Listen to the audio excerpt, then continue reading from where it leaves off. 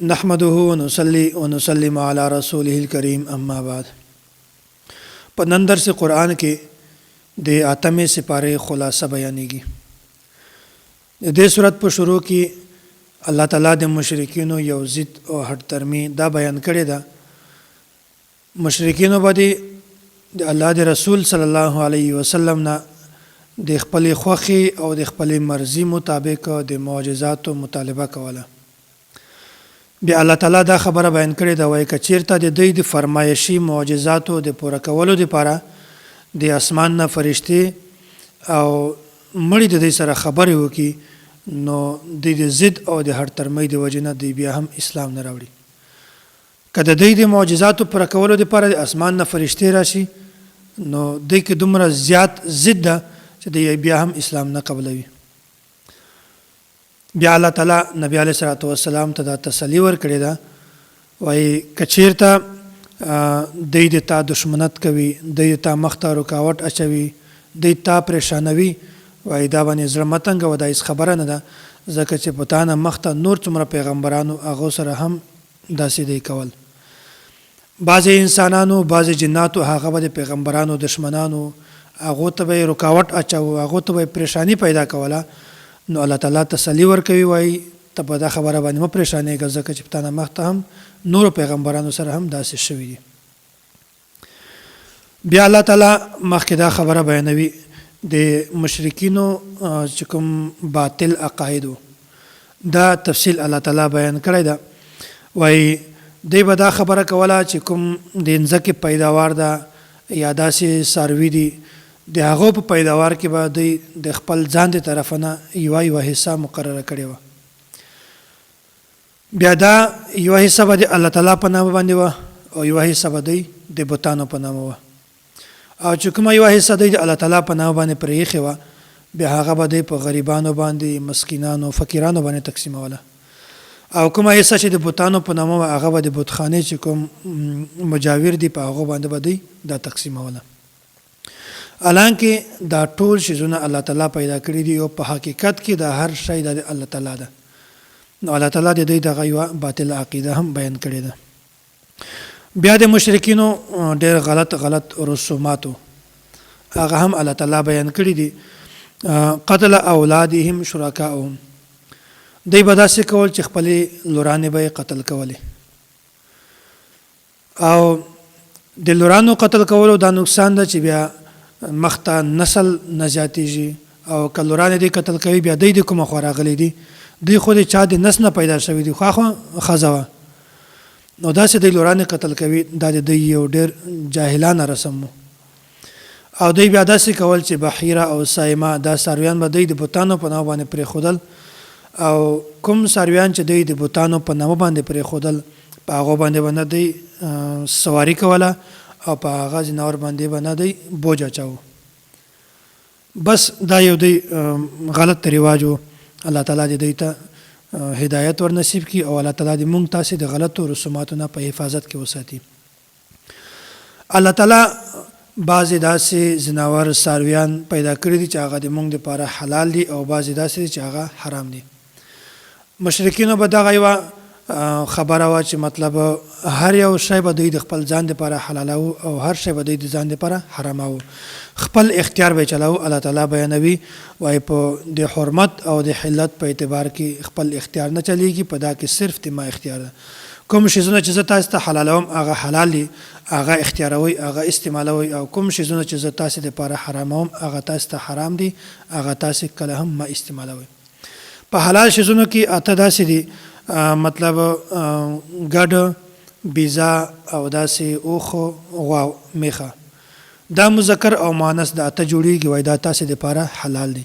دا که تاسو په صحیح طریقه سره د ذبح وکړئ قرباني وکړئ دا تاسو لپاره بالکل حلال دي. او داسې هغه ځناور څلور داسې څارویان دي چې هغه تاسو لپاره حرام دي. مطلب هغه څاروی چې هغه مړ شي مردار وي د هغه خوړلم صحیح نه ده. دوم نمبر باندې دم مصفوح د هغه چې کومه د رګونه وینه وځي هغه هم د تاسو لپاره حرام ده.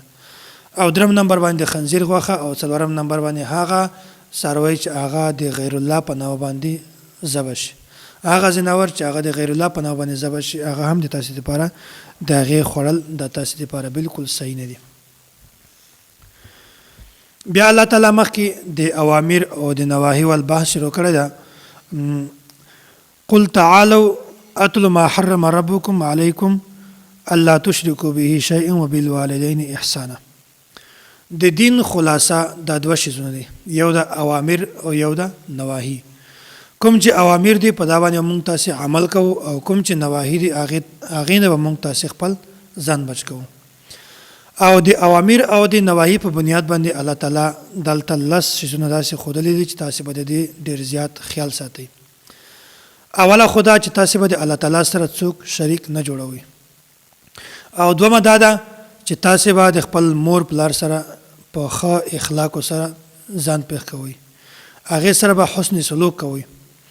او درم نمبر دا ده چې تاسو به خپل اولاد د رزق د ډار د وجې نه مه قتل کوئ.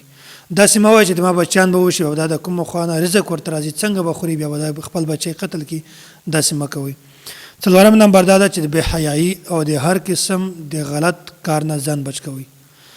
او پنځم نمبر دا ده چې د مسلمان سړي ناحق قتل دغه نه هم ځان بچ کوئ. او شپږم نمبر د یتیم سړي د مال ډېر زیات خیال ساتئ. کوم چې یتیم بچی وي سړی داسې وایي چې د په سر باندې هېڅ څوک نشته او بس د مال په هر قسم تصرف باندې استعمالوه، نه، دا غلطه خبره ده. بغیر د ضرورت د یتیم مال استعمالول دا بالکل حرام نه. او اووم نمبر دا ده چې په ناپ تول کې کمی مه کوئ. اتم نمبر دا ده چې عدل او انصاف کوئ. او نم نمبر دا ده چې الله تعالی کوم عهد د مونږ تاسو سره کړی ده هغه عهد پوره کوئ. او لسم نمبر دا ده چې تاسو صرف په صراط مستقیم باندې ځئ. دا لس شیزونه داسې دي چې الله تعالی دا بیان کړي دي، وایي دا باندې کومو کې چې ما تاسو ته حکم درکړی ده هغه باندې عمل کوئ، چې د کومې نه تاسو مونږ ما منې کړي هغې نه تاسو ځان بچ کوئ. من جاء بالحسنة فله عشر امثالها ومن جاء بالسيئة فلا يجزى الا مثلها. الله تعالی دلته دوه خبرې بیان کړي دي، وایي که یو انسان د نیکۍ اراده وکړي د الله تعالی د ده په نامه اعمال کې الله تعالی یو نیکي خامخا لیکي. او که چېرته هغه کس هغه نیکي وکړي، یو خو اراده ده، په اراده باندې هم الله تعالی یو نیکي ورته لیکي. او که چېرته هغه کار وکړي بیا الله تعالی د یو کار په بدله کې لس نیکي ورته لیکي. او دا د فضل او کرم وګورئ، که چېرته یو کس ګناه کار اراده وکړي بیا الله تعالی د ده په نامه اعمال کې ګناه نه لیکي. او که چېرته بیا هم د هغه د ګناه کار وکړي بیا الله تعالی لس ګناه د هغه ګناه نه لیکي بلکې صرف یو ګناه لیکي. څومره غفور رحیم ذات ته چې یو کس د نیکۍ کار وکړي هغه ته الله تعالی لس نیکۍ ورکوي، او که څوک د ګناه کار وکړي الله تعالی هغه ته یو ګناه ورکوي، یو ګناه لیکي. بیا مخکې الله تعالی د سورت اعراف تذکره بیان کړې ده. دې ځای کې دا سورت ختم شو، مخکې دا سورت اعراف. په دې اعراف کې الله تعالی اول نبی علیه الصلاۃ والسلام ته دا تسلی ورکړې ده، وایي ته چې کله خپل امت ته د تبلیغ دعوت ورکوي، د دین دعوت ورکوي، د توحید دعوت ورکوي، په دا کې ډېر داسې خلک دي چې هغه به د تا مخالفت کوي، د تا دشمنت به کوي، به ته په دا باندې زړه مه وړوکی کوه، پریشانېږه مه، ځکه چې تا نه مخته هم څومره پیغمبران راغلي دي هغو سره هم داسې شوي دي چې انسانان او پیریان هغه به د دوی مخالفت کوو. الله تعالی بیانوي والوزن يومئذ الحق فمن ثقلت موازینه فاولئک هم المفلحون. او د قیامت پر ورځ به د ښو اعمالو او د بدو اعمالو وزن کیږي. یعنی که یو کس دا وایي چې د ما اعمال به ګڼل کیږي چې تا څومره نیک اعمال کړي دي، نه، داسې نه ده. د قیامت پر ورځ به د انسان اعمال ګڼل کیږي نه، بلکې په وزن به وي. داسې به څوک نه وایي چې یاره ما خو دومره حجونه کړي، ما خو دومره عمرې کړي، ما خو دومره صدقات کړي، ما خو دا کار کړی، دا کار مې کړی و، ګڼل کیږي نه. ځکه چې که د یو انسان اعمال زیات وي عقیده یې خرابوي، د ټول اعمال بیکاره شي. بلکې الله تعالی دا ګوري چې د انسان کار په کوم عقیده سره کړی ده، په کوم اخلاص سره یې کړی ده، بیا هغه چې څومره وزن ده بیا هغه الله تعالی د قیامت په ورځ باندې جمع کوي. او که د چا د نیکو اعمالو تله دا وزنی شو دا سړی کامیاب ده، او که د چا د بدو اعمالو د ګناه تله چې کومه ده هغه لاندې شوله وزني شوله بیا دا انسان په همیشه ناکام ده. نو د اعمالو د صحیح کولو دپاره دا ده چې موږ تاسې اعمال دا د بالکل د سنت مطابق جوړ شي. او بیا د اعمال د قبولیت لپاره درې شرطونه دي. یو دا ده چې عقیده دې ټیک وي، او دومه دا چې اراده دې ټیک وي، او درمه دا چې طریقه دې ټیک وي. عقیده، اراده، طریقه دا درې وره چې ټیک وي بیا د انسان اعمال دا دته په کار ورځي. او که چېرته دا کې عقیده د خرابه وه یا اراده د خرابه وه یا طریقه د خرابه وه بیا دا اعمال انسان ته په کار باندې نه ورځي. الله تعالی د لباس سوال تفصیل بیان کړی ده. لباس دا یو نعمت ده، که ظاهري لباس وي او که معنوي لباس وي. ظاهري لباس لکه کوم چې موږ تاسې اغوندو کپړې شولې او کرتا شوله داسې دا ته ظاهري لباس وایي. په دې باندې انسان خپل جسم، خپل ستر، هغه اعضا چې هغه د ستر والدي چاته ښکارولی نشي هغه موږ تاسې پې پټوو. او دوم نمبر باندې معنوي لباس. معنوي لباس دا تقوا ته وایي. تقوا دا په ظاهري لباس نه هم د ډېرې درجې ول ده چې کوم انسان تقوا برابره وي بیا د هغه سره د انسان ظاهري لباس دا خپل ښه کېږي. دا یوه خبره درته کوم، بده مه ګڼئ چې نن په کوم کورو کې هغه لباس د شریعت مطابق نه وي، هغه بربند وي، هغه لاسونه نه وي، هغه بعضې ځایونو داسې وي چې هغه لس وي یا داسې کپړې وي چې هغه کې جسم په نظر راځي. په دې کپړو کې د پلار ګناه هم شامله ده. خپل بچی ته یو کپړه راوړي چې په هغه کې جسم په نظر راځي، داسې کپړه وي چې هغه د شریعت مطابق نه وي، غلطه کپړه وي، بیا چې کله هغه د تا لور لویه شي هغه داسې کپړې بیا اغوندي، بیا په هغه ځای کې ته ګیله کوي چې د ما لور ول داسې کپړې اغوندي. ابتدا ته ورته کړې ده، شروع ته ورته کړې ده، عادت کړې ته ده پې. نو د کور ماحول ساتلو دپاره د پلار دا ډېر زیات کردار ده. که چېرته داسې وایي چې د ما د کور ماحول د ټیک وایي بیا په وړکوالي باندې خپل بچی ته داسې کپړه ور اغونځه چې هغه د شریعت مطابق وي، پوره جسم پکې پټ وي. هغه ته بکره واخله، حجاب ورته واخله چې هغه کې د خپل جنۍ ټول جسم محفوظ وي. بیا چې کله لوی شي او داسې بربنډه ګرځي بیا دا ګیله مه کوه چې د ما لور داسې ولې کوي. نو هر انسان ته پکار ده چې په خپل کور کې د شریعت مطابق لباس اختیارولو مونږ تاسې کوشش وکړو. نو یو د ظاهري لباس او یو د باطني لباس. نو دا په اصل کې مونږ تاسې د حضرت آدم علیه السلام اولاد یو. نو لکه څرنګه چې حضرت آدم علیه السلام او اما حوا علیه السلام هغې ته شیطان یو دوکه ورکړله، یو چال یې ورته استعمال کړو، هغه نه د جنت لباس وباسئ. داسې وایي د آدم علیه السلام اولاد ته هم پکار ده چې تاسې سره شیطان داسې دوکه ونه کړي. لکه څرنګه چې د پیغمبر سره شیطان یو داسې چال اختیار کړو، جال یې ورته واچو، داسې د آدم علیه السلام د اولاد سره هم شیطان چال استعمالولی شي. نو اول د انسان دا خبره ته ډېر زیات په سوچ کې وي. اکثر دا دکاندارانو ته د ما دا اپیل ده چې داسې کپړې دې راوړي چې هغه د شریعت مطابق. که چېرته داسې کپړه وي چې په هغه کې د یوې جنۍ یوې ښځې جسم بربند ښکاري، هغه کپړه دومره زیاته نرۍ وي، نو په دې ګناه کې دکاندار هم ورسره شامل ده. دکاندار شامل ده ورسره، د هغې جنۍ پلار شامل ده، که ورور کپړه ورته راوړي ورور ورسره شامل ده، که مور ته زوی کپړه راوړي زوی ورسره شامل ده.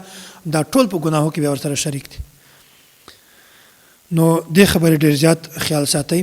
او بیا مشرکین چې کوم هغه به د بیت الله طواف کوو او دغسې به حرم ته چې راتلل هغه به بربند جسم باندې راتلل، کپړې به په جسم باندې نه وي، او دغه عبادت ګڼه چې بربند جسم باندې عبادت کول دا ښه ده او د بیت الله احترام به یې ګڼه. الله تعالی د دې عقیدې تردید هم کړی ده چې کله داسې بیت الله ته راځئ، حرم ته راځئ، بیا بربند جسم دا د بیت الله احترام نه ده، دا د بیت الله بې حرمتي ده. بربند جسم حرم ته راتلل دا عبادت کړل عبادت نه ده بلکې دا ګناه کار ده. نو الله تعالی د دې نظریې تردید هم کړی ده چې کله حرم ته ځئ بیا تاسې بربند جسم باندې طواف مه کوئ. او داسې صحابه کرام، جمهور تابعین او داسې فقهای کرامو د دغې نه دا خبره ثابته کړې ده، وایي چې په لمانځه کې په تور سر باندې لمونځ کول دا هم صحیح نه ده. نن سبا داسې خلک دي چې هغه ضد دومره زیاته پکې چې اول خو ټوپۍ په سر وي چې کله هم لمانځه ته راسي ټوپۍ راواخلي او په ځمکه باندې وولي، ټوپۍ هم د سر نه لري کی دا ډېره غلطه خبره ده. دا یو فرقه ده. الله تعالی دې دوی ته هدایت ور نصیب کړي.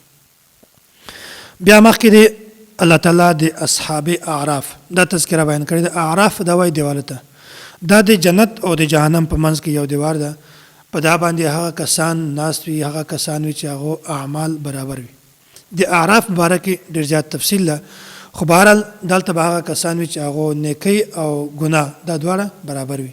بیا به الله تعالی څه وخت نه بعد هغه جنت ته داخل کړي. بیا به په جنت کې جنتیان دا وایي چې الله تعالی موږ سره کومه وعده کړې وه. جهنمیانو ته به دا وایي جنتیان چې الله تعالی موږ سره کومه وعده کړې وه هغه وعده بالکل رښتیا شوله موږ ته الله تعالی جنت راکړ.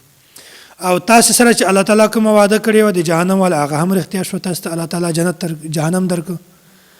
داسې به په هغه وخت کې جنتیان خوشحاله وي او جهنمیان به همیشه پریشانه وي. الله تعالی مخکې د توحید دلایل بیان کړي دي. ان ربکم الله الذي خلق السماوات والارض في 6 ايام ثم استوى على العرش. دلته الله تعالی د توحید درې غټ مثالونه بیان کړي دي.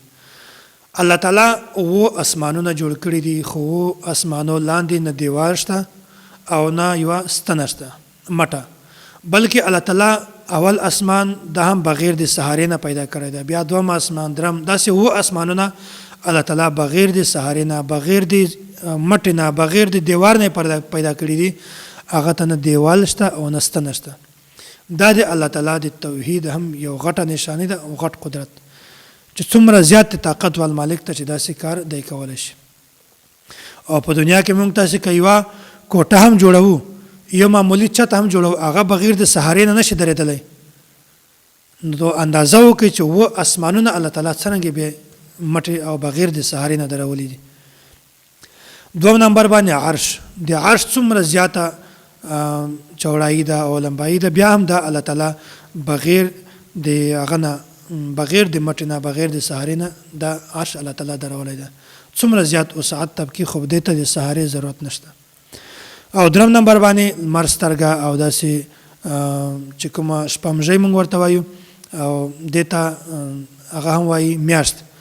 نو دا هم د الله تعالی د قدرت یوه نشانې ده د توحید یوه نشانې ده چې الله تعالی څومره غټه مرسترګه پیدا کړې ده او د دا بیا داسې ده چې په ورځ کې رڼا ورکوي ګرمایش هم ورکوي او دینه په فضا هم بدلیږي هر څه ورسره کېږي میوې هم ورسره پخېږي او داسې میاشت هغې باندې د انسان د حج او د عمرې د وخت اندازه هم لګېږي د رمضان مبارک د میاشتو د اسلامي میاشتو اندازه هم پرې لګېږي دا هم د الله تعالی یوه غټه نشانې ده.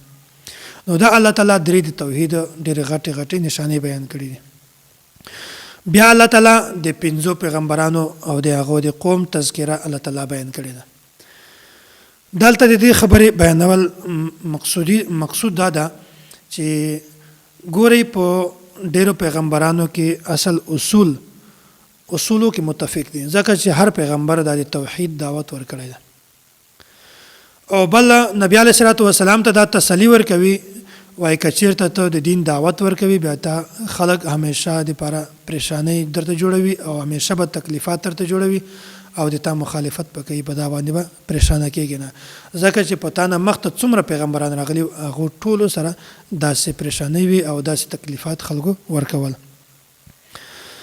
او داسې په آخر کې دا دعا ده چې الله تعالی دې موږ تاسې د شرک نه وساتي او الله تعالی دې موږ تاسې همیشه په توحید باندې قایم او دایم وساتي او الله تعالی دې موږ تاسې د غلطو عادتونو په حفاظت کې وساتي او د خو عادتو د اختیارولو توفیق تر نصیب کی. واخر دعوانا ان الحمد لله رب العالمین.